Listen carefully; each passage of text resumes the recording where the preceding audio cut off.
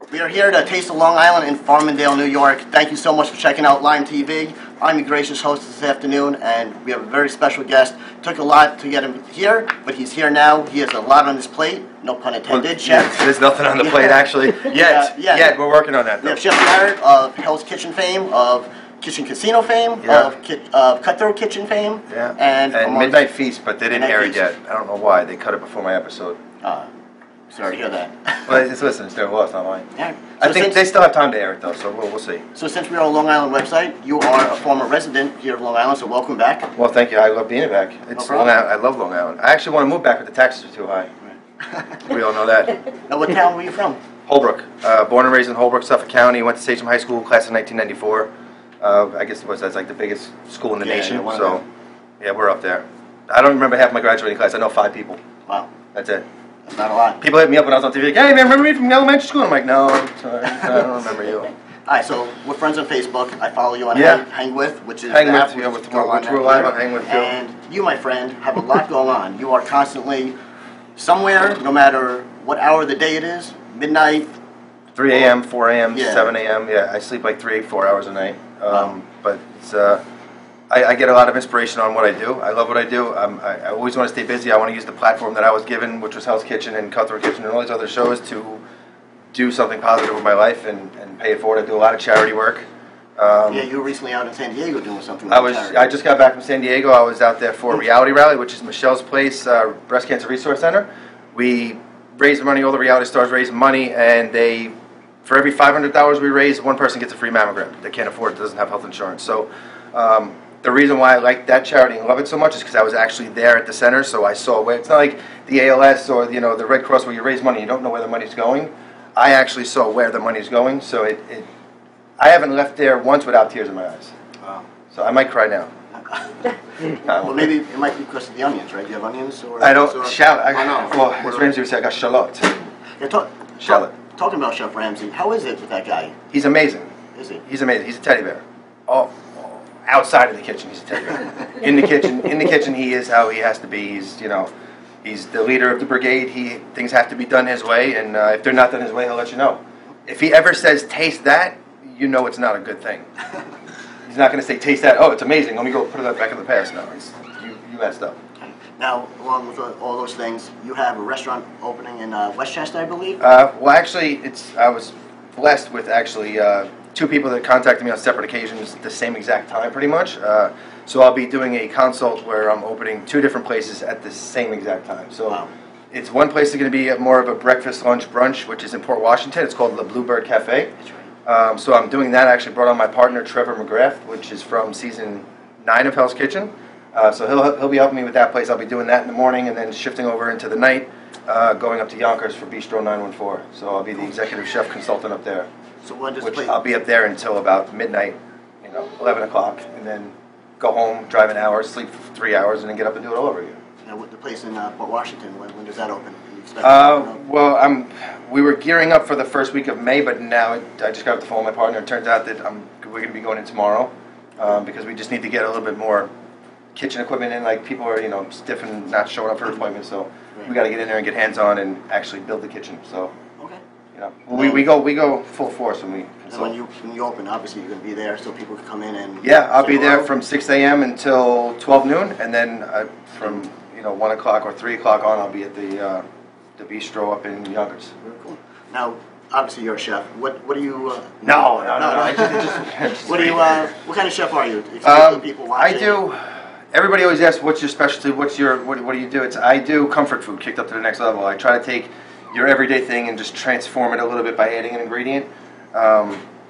Very simple ingredients, very fresh. I like to do fresh vegetables, fresh everything. Nothing's frozen. But I like to take your everyday ingredients, 4 things or 5 things, and just turn it into something fabulous. So I like comfort food kicked up to the next level. All right, since you have some food here, we're in the kitchen. I love to eat. Why don't you say we get busy here? You said you wanted to do some knife work, right? Yeah. So a sharp knife. I don't want to lose any fingers. Well, I lost a finger April Fool's Day. Did you see that one? I saw that. Yeah, it was pretty funny. Okay, so what we're going to do is, you wanted to do, since this is Lime TV, Long Island Music Entertainment, right? Yes. So you wanted to do something with lime. That's right. What I did was, I'm going to prepare one of my signature dishes, which is a vodka flame shrimp, which can add some lime to it. So it's going to be a vodka lime flame shrimp. And good. It's going to be a bruschetta style, so we're just going to put it on bread. And that's it. It's basic ingredients. We're going to have you do some shallot. This is how you have to cut them, though. So I'm very particular, okay? You said you're not good with a knife, so just like that, and they have to all be exactly that. So can you do that? Like just as not. Okay. You can do it. Okay, no. So just take the knife and just do them really thin. You don't have to do it as quick as I did. I was just joking. I was joking about that. I'm not just kidding. Just do like really thin slices with that. Okay. So I'll let you start on that. And then I'm going to need you to cut the bread into pieces like that. Can you, Yeah, no problem, chef. This is a lot for him.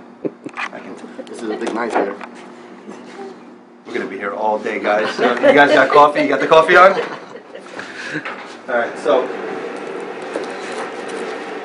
little bit thicker. No, that's perfect. Yeah. Perfect.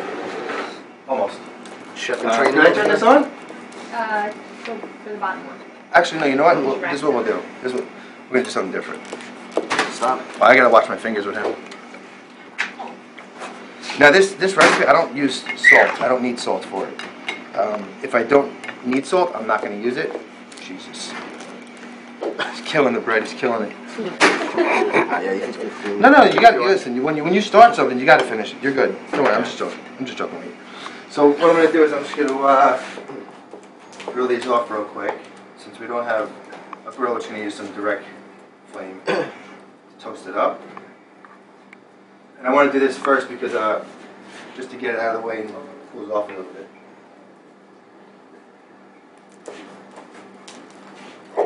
That's it. I only need 4 pieces. Now, do you know how to do a chiffonade? I never heard of a chiffonade, to be honest with you. All right, so, all right, I'll show you how we're going to do that. All right. So a chiffonade is a type of cut. Let's take this, put that in there. That's all we need for that. Chiffonade is when it's a ribbon cut. So you take fresh herbs. I'll leave these here for you. Take them like that. The stems all have to be at one end. You roll it up. No, not like that. And then you just want to cut the butt end off. And you just do thin ribbon cuts like that. And that's a chiffonade or a ribbon cut. So, can you handle that? I think you can handle that.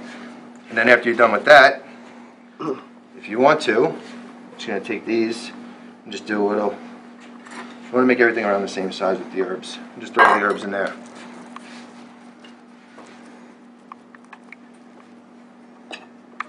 Okay. I'm just checking. I'm always checking. So. Always. Yeah, it's horrible. Go ahead. Sorry.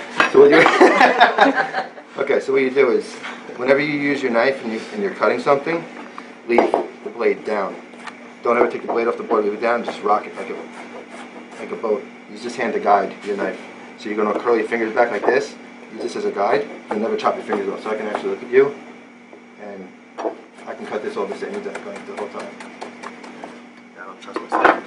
Well, it's practice. Listen, I didn't trust myself in the beginning either. You gotta learn to trust yourself after a while. Okay, so we're gonna get our pan nice and hot. Gonna add a little bit of olive oil. Take our chorizo. We're gonna render down the fat in the chorizo. Give me nice chunks.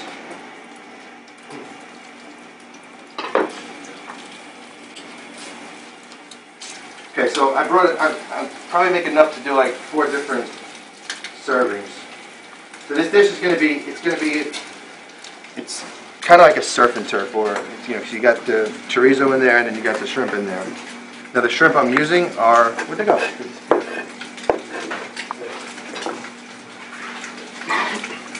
A really big shrimp. I use it's called U8s, which is 8 per pound. The big shrimp. So they're very big. You want to kind of slice it open so that it butterflies, and when I cook it now, it's going to open up pretty much like that.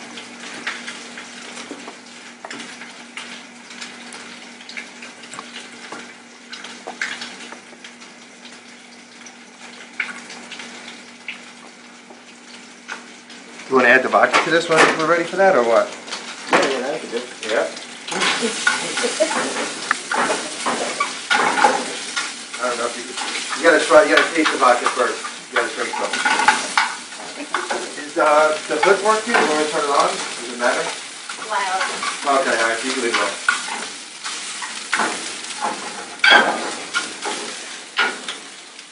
Okay, so once we get the fat rendered down with the chorizo, we're going to add our shrimp. Now, you don't want to add the herbs too soon because then they're just going to turn brown. Have these for me? Just, you don't have to do all. Alright. This is a little big, but it's okay. Hey, listen, you're right. Look at it. Yeah, that's why you're the chef, right? Alright, so just have those like that. I only need about maybe a handful, maybe like 5 or 6.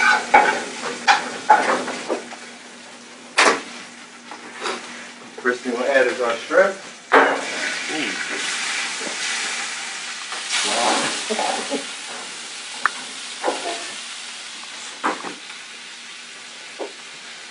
Use the blade, don't let the blade use you. Don't push down, just use the whole, start, slide it. Don't push down, just slide it right through. It'll work, don't worry.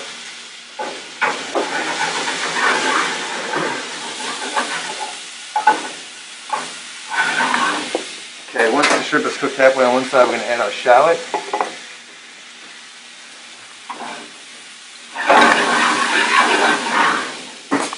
Flip our shrimp over.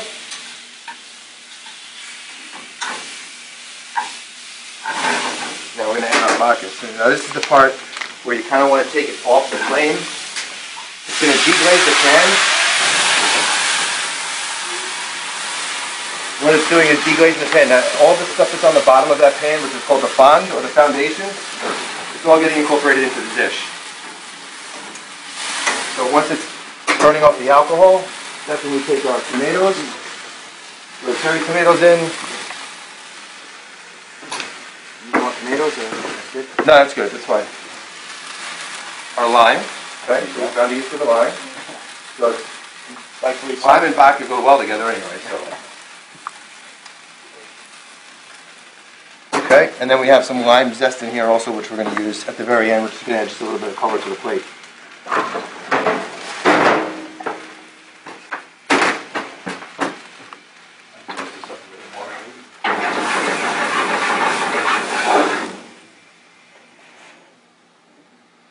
So this didn't work out the way I originally wanted it to, but we'll just figure it out.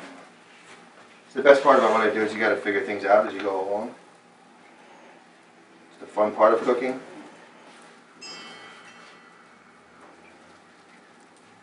Ooh, hot.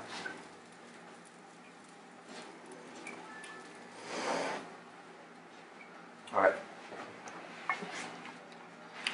Alright, so that's going to be our crostini on the bottom. Now to finish it off, there's still a lot of vodka in there, so what we do is add some butter, and it turns it into a vodka butter now. And then once the butter melts, we'll add the herbs, that way they don't turn brown. And then we'll garnish it with a little bit of lime zest. So this Just hit end. It stopped the broadcast now. That's what happens. Should I hit broadcast again? Or? Yeah, you can hit broadcast again.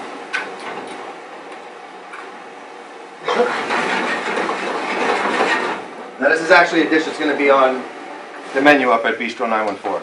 Okay, cool. So if anybody wanted to have it, they can come on up and give it a shot.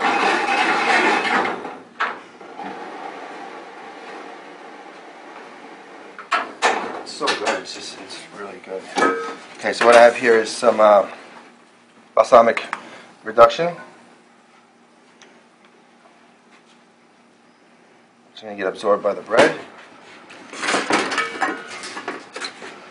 And for plating, the reason why I cut these open so wide is that way it has a little way that I can prop it up and plate it. Yeah, looks good.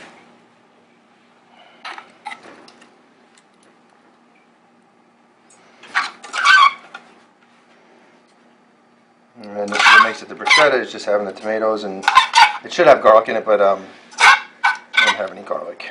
I forgot it. And then we'll just take our vodka butter.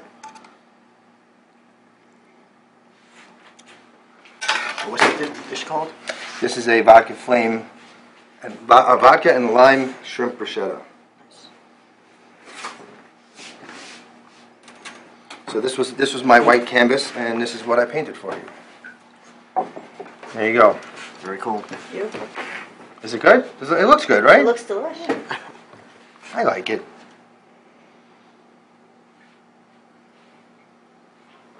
There you have it. Very cool. So it's kind of like a surf and turf on a crostini. And it's inexpensive. I mean, the most expensive part of the whole dish is going to be obviously the shrimp. Right. You know, because I get the big ones, so it's U8s. It's 8 to 10 per pound. But you know, if you buy it in bulk like we do at restaurants, then it's it's not as much as it should be for supermarkets. Who's your food supplier? Who should we thank and plug for? For this, nobody. I don't know. I don't. Just no. you. Yeah, it wasn't really any specific. I think at Restaurant Depot. They're right here in Farmingdale. Farmingdale, as well. yeah. Yep. Right. So there you have it, everybody that's watching. That is what? Say it again. It's a vodka lime shrimp bruschetta style. All right. By Chef Barret, formerly of Long Island, now of Staten Island. You're on the wrong island, dude. I know. You know what? on the right At island. least I'm on an island, though. That's right. I was in Pennsylvania for a while, which was just an experience, to say the least. Yeah. All right. So we're about done here. Once again, we want to thank Courtney and the staff here at the Taste of Long Island here in Farmingdale for giving us the time to come down here. Definitely want to thank Chef Barret. You need to rent the kitchen out. They got a fabulous space. I would suggest spending some money renting it out because it's affordable. I think I might have to do that. And thanks to everybody for watching. Thanks for checking out Lime, Long Island Music and Entertainment. When it